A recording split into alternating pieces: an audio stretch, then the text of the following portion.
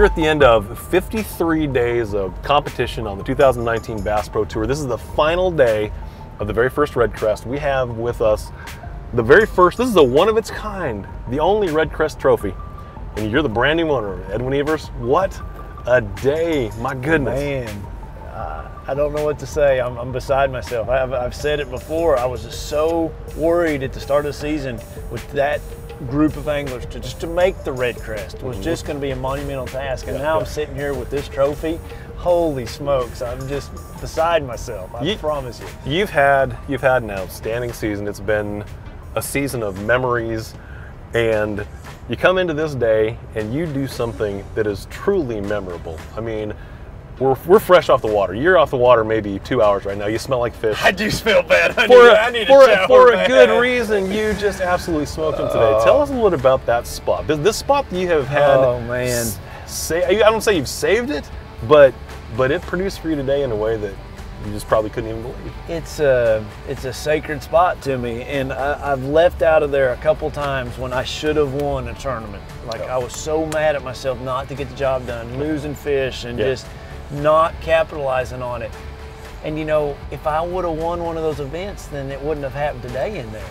And it's just, it's a God thing. You know, he wanted me to win this trophy in 300,000, not 100,000 in a small trophy. I mean, and it's just, it's all in due time. So the world sat by and watched you in this spot, and there was a point there where I promise you we were all just giggling because you had this. I laugh now just thinking about it.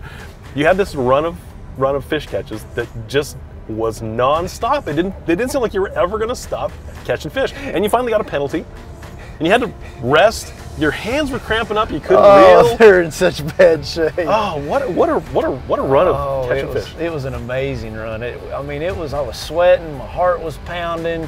It was just crazy, and it, you know, all that water was draining out of that backwater, and it was going up over that beaver dam, just a natural little funnel, and they were sitting there just eating, and man, I kind of put the nail in the coffin when I got there. Boy. It was a great moment, and so thankful for it. So the world kind of watched Score Tracker, and those who didn't get to see it live, who were just following on Score Tracker, they had no idea what happened because you were catching them so fast. Your official, Jim Yandel, couldn't keep up because it was every cast. Single cast. He had enough time to write it down, and then you had all he could do. He had to have another ready for the next one. Then you had another one coming in, and then when Score Tracker finally updated, and you went from, I don't remember, from this to this, the world gasped. I'm here to tell you. It was an amazing. I think it was about a 40-minute span there that it all went down, and it was cool because poor Jim, he was doing everything he could possibly do. He had the scales ready, but he writes them down. But you know, after he writes them down, he has to enter them in the Score Tracker. He didn't have time. I was reeling them in. I mean, it was just, they were going crazy. I had 2 logs up there, and when I'd throw by those logs, they would just flat smoking. If they miss it, another one would get it. And the very first one I caught, I was like, uh-oh, something's fixing to happen, because I'm reeling him in, and I can just see all these other fish trying to get the bait out of his mouth the entire way in. I was like, holy smokes, and that's when it happened. If somebody comes up to the Mississippi River and they want to catch fish like you did, what should they go by?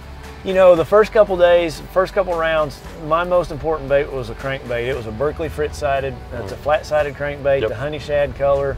It was just unreal. I was catching lots of smallmouth, lots of largemouth on it outside the eelgrass. As the week progressed, you know, it got a little tougher. I started having to catch some on a shaky head, and then I started catching them on a jaywalker at topwater. They kind of suspended out, and I started catching them on a bone jaywalker, 100 topwater. And then today, man, it was the pit boss. You know, I flipped all those laydowns, and I had about, I want to say 50 or 60% of my weight. You know, when I made that pass around there, I caught a couple on a frog and a couple on a shaky head early. But then this evening, I caught him on a chatterbait, you know, or not a chatterbait, but a jackhammer, you know, with that. It had a Berkeley, a brand new, the Deal is what it's called, trailer. Really cool trailer, just a chartreuse and white with that white and deal trailer that Skeet designed. It's a cool bait. It's really neat on the back of that vibrating jig. But those were the baits, you know, and if you got to always have a frog. I know I didn't catch a lot of fish this week when somebody comes up here, but I think a lot of these fish get conditioned to that frog. Probably why I stayed away from it.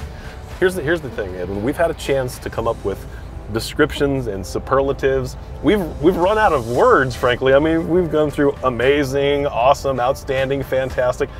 Every single superlative you could ever think of gets jammed into this one day, because you had a day that will be remembered as long as people are trying to catch bass.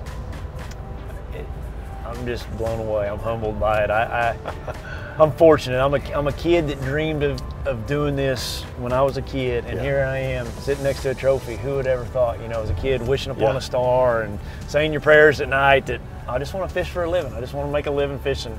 And to be able to be successful at it, I'm just very humbled and thankful.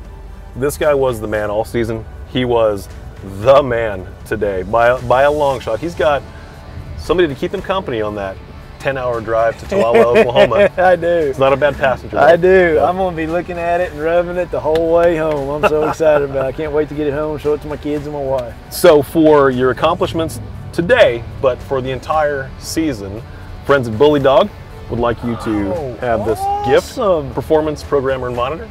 Awesome. Check it out. I've always wanted one of these. I'll be putting this in my truck. How cool is that? Thank you, Bully Dog. That's awesome.